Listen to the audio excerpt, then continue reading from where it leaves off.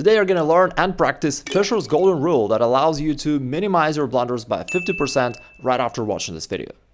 It was white to move in this position, and you may think about that yourself for a second. How would you play here as white? White noticed that black played c5, attacking this pawn twice. He decided to support his central pawn and move the rook here. After the trade in the middle, black continued with the bishop development, which also simultaneously hits white's pawn on g2. White pushed the pawn forward, hoping for the knight to go somewhere, in which case white would be totally fine. However, black came up with a very sudden move, queen f3, sacrificing the entire queen, and white has to capture it because otherwise the queen can penetrate with a checkmate.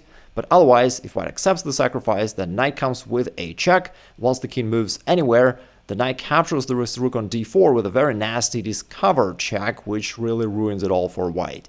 Since the king is in check, white has to do something about that, and then black is up a rook and a minor piece with a totally winning position.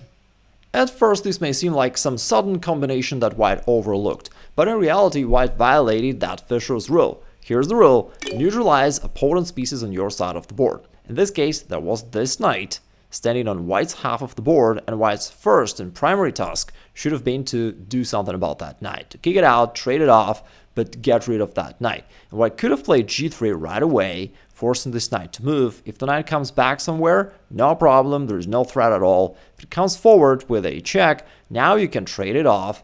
And by the way, now we've got another similar situation. This time it is a queen that is an intruder into your position. What are you going to do now? Again, your primary task is to neutralize opponent's piece on your half of the board. You can trade it off, and once queens are traded, your position is absolutely fine and secure. But let's see how Fischer himself applied the rule. This is his game. Fischer is playing white, and it is white to play. Now, the position is very complex. White is down a pawn. This pawn on a5 is hanging. Maybe white can push in the center. White can complete his development. There are many things to do here. But we know the rule. When there is an opponent's piece on your side of the board, your primary task is to take care of that piece. Now, what can you do about that? Obviously, white could trade it off, and that is one of okay moves to consider for white. Perhaps Fischer did not want to repair black's pawn structure, and he instead combined development of his knight, but the idea is still the same. He's taking aim at this knight on c4, aiming to trade it off or push it back. Now, black realized that if the knight is traded off, this pawn on d6 might be hanging. He decided to play d5 first.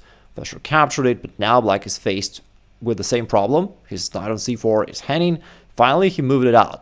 And now white achieved what he wanted to achieve. His position is secure. There are no black pieces on white's side of the board. What do you do next? Well, then you transition to the opposite side of the same coin, right? Now you start moving forward to opponent's side of the board and creating threats. Therefore, he played bishop d6, hitting the rook. Black traded on b3, but now the rook needs to move. He went rook to e8, and now white sacrifices the bishop. Quite an interesting idea. The idea is black can't take the bishop, because in that case the rook on e8 will be lost. Therefore, he first traded rooks and then grabbed the bishop. For a second, it feels like white just messed up something. White is down a bishop, but of course Fischer calculated this, and now we've got rook e8 going inside. It's almost a back rank checkmate, but black can still cover. Nevertheless, there is queen to b4, taking advantage of the pin. White gets a winning attack, and he won the game later. You can see how there is very clear logic here. You first off clear your territory off your opponent's pieces, and then you go to the flip side of the same coin. Now you start going forward into your opponent's side of the board and making threats. That's how you find correct moves. By the way, if you love these kind of rules about chess, I've got a free masterclass dedicated to it particularly. You can click the link below the video and check this out.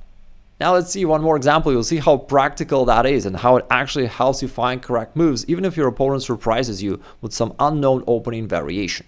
Here white went knight to d5. How would you play here as black? Now, I hope that now your first reaction is to notice opponent's piece on your side of the board and to know that you got to do something to get rid of it. Here, black can simply trade it off, and that is what you should do.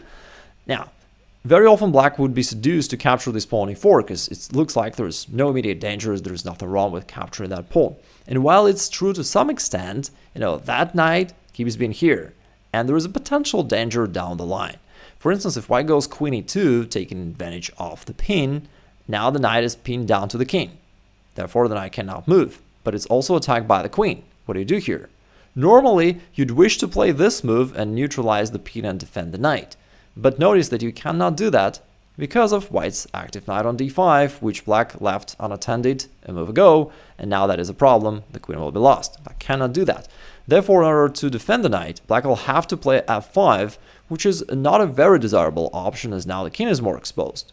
Moreover, white can pile up on this pinned knight and go knight g5 and add more pressure, now this knight is advanced, etc. And there is also one thing which I think is misleading when you look at positions with Stockfish. Stockfish is a great defender. It can defend almost anything, and therefore it doesn't see a problem here. And in this position, if you just turn on Stockfish and look at the evaluation, it tells you that black is fine, black is slightly better. But do you know the move? Like, you can think about that yourself for a second, just to see if you can find the move. The move is pawn to d3. Like, what is that? Absolutely counterintuitive to give up a pawn for no reason, or white can easily capture one way or the other. Like, why would you do that? Like, no human would find that move or even consider that move. And that sort of reminds me of that old quote that a smart man knows how to get out of trouble and a wise man doesn't get into trouble. So here for us humans, it's much more prudent to not find yourself in such situations. Because for us, it's much more normal to play something like this, hoping to kick this knight out and then to blunder a checkmate. Somehow, so far we talked mainly about knights, but of course the same rule applies to any other chess piece or even a pawn. Here we're looking at the game of Caruana playing white against Firouzja, and after some opening moves, white hits the pawn, black covers it, and after the trade of queens, black could of course simply recapture, but he instead went for a fancier idea, bishop e4 with a double attack. He was hoping for white to do something about his rook, and then the bishop would take this pawn, attack the other one. Looks pretty good for black. But suddenly, Caruana captured this pawn on c6. And Firouzja thought, wait a second, this rook is hanging, right? I've got a free rook, I can capture it. And now, if the pawn captures right there, there is a pretty cool x-ray defense, right? The bishop would recapture that way. So pawn takes is not a problem, looks like a problem at first, but the bishop can recapture and black is out of danger. And black is actually up a rook, that rook that he grabbed on h1. So Firouzja was probably thinking that he's winning the game, that Caruana messed up something, but Caruana said, you won the rook, go ahead, I've got one more. He sacrificed the other one. And shocked Firouzja just resigned in 9 moves, one of the best players in the world. So what is happening here? The rook is attacking, but if the rook is captured, now this little pawn really made it unalive. It threatens to be pushed forward and to be promoted into a queen with a checkmate, or to grab a knight with the same outcome, and black is defenseless. Now, why did that happen? Of course it's a sudden combo, but notice that black tolerated white's knight and pawn on his side of the board for way too long. And if you want to learn chess strategy in simple terms, something that most chess players do not understand even after years of playing chess, you can check out this video and study right there.